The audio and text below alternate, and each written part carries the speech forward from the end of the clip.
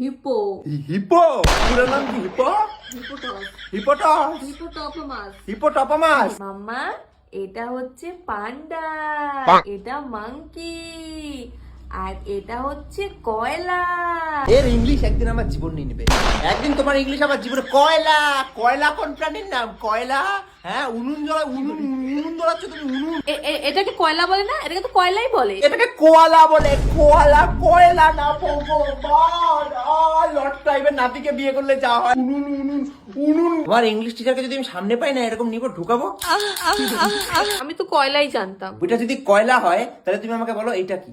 ওইটা হচ্ছে hippo. Hippo? পুরো নাম কি? হিপো? হিপোটস। হিপোটস? হিপোটপমাস। হিপোটপমাস?